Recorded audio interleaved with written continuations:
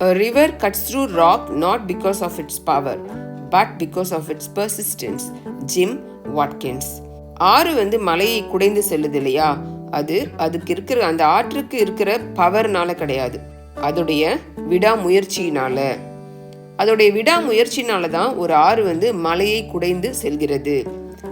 நம்மளும் விடாமுயற்சியோட செயல்பட்டோம் அப்படின்னா நம்மளால எந்த விஷயத்தையும் செய்ய முடியும். இந்த ஒரு பாசிட்டிவ் எனர்ஜியோட இன்னைக்கு நம்ம கிளாஸ்க்கு போலாங்களா? இன்னைக்கு நம்ம பார்க்க போறது ஒரு புதிய வார்த்தை. அந்த வார்த்தை என்னன்னு பார்த்தோம்னா கிரிஞ்ச். கிரிஞ்ச் அப்படின்ற வார்த்தை ஒரு வேர்ப்னா உங்களுக்கு தெரியும், ஆக்ஷன் வேர்டு. அதில் ஒரு செயல் இருக்கும், வினை இருக்கும், அதை தான் நம்ம வேர்ப் அப்படின்னு சொல்லுவோம். இந்த கிரிஞ்ச் அப்படின்றது எப்படி ப்ரொனவுன்ஸ் பண்ணுவோம்னு பார்த்தோம்னா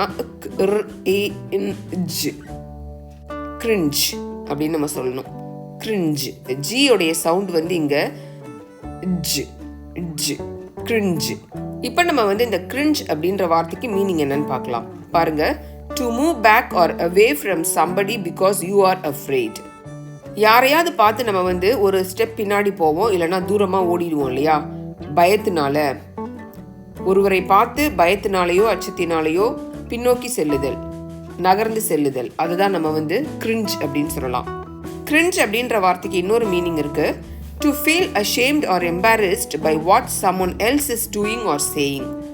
வேற யாராவது ஒருத்தர் நம்மளை பார்த்து என்ன சொல்லிடுவாங்களோ அப்படின்னு சொல்லிட்டு நம்ம வெக்கப்படுவோம்ல, ஒரு மாதிரி அன்கம்ஃபர்டபுளாக ஃபீல் பண்ணுவோம். அதை தான் நம்ம கிரிஞ்ச் அப்படின்னு சொல்லலாம். அப்போ கிரிஞ்ச் அப்படின்ற வார்த்தைக்கு ரெண்டு மீனிங் இருக்கு. ஒன்று பயத்தினாலோ அச்சத்தினாலோ ஒரு இடத்தை விட்டு நகர்ந்து செல்லுதல், ஓடி விடுதல். அடுத்தது மற்றவங்க என்ன சொல்லிடுவாங்களோ அப்படின்னு சொல்லிட்டு வெக்கப்படுறது. அடுத்தது அன்கம்ஃபர்டபுளாக ஃபீல் பண்ணுறது, அதையும் நம்ம கிரிஞ்ச் அப்படின்னு சொல்லலாம். இப்போ நம்ம இந்த கிரிஞ்சை எப்படி யூஸ் பண்ணலான்னு பார்க்கலாமா? பாருங்க, the boy is cringing in terror. இதுக்கு என்ன அர்த்தம் அப்படின்னாக்கா, பயத்தினால அந்த பையன் பின்னோக்கி சென்று கொண்டிருக்கிறான் அப்படின்னு அர்த்தம், அங்கிருந்து ஓடி விடுகிறான் அப்படின்னு அர்த்தம். அடுத்தது, Joan had cringed at the thought of using her own family for publicity. அவங்க சொந்த குடும்பத்தையே புகழுக்காக பயன்படுத்துறது ஜோனுக்கு எப்படி இருந்துச்சு அப்படின்னு பார்த்தோன்னா ரொம்ப வெக்கமாக இருந்துச்சு, அன்கம்ஃபர்டபுளாக இருந்துச்சு. இங்கே ஒரு ஃப்ரேஸ் இருக்கு, கிரிஞ்ச் காமெடி. கிரிஞ்ச் காமெடி அப்படின்னா comedy involving jokes that make people uncomfortable. ஜனங்களை சங்கடப்படுத்துகிற மாதிரி காமெடி இருக்கும் இல்லையா, ஜோக் இருக்கும் இல்லையா, அதை தான் நம்ம கிரிஞ்ச் காமெடி அப்படின்னு சொல்லலாம். அவங்கள நல்லா சிரிக்க வைக்காது, அவங்கள தர்ம சங்கடப்படுத்தும், அவங்கள வெக்கப்படுத்துகிற மாதிரி இருக்கும். அது அந்த மாதிரி காமெடியை நம்ம கிரிஞ்ச் காமெடி அப்படின்னு நம்ம சொல்லலாம்.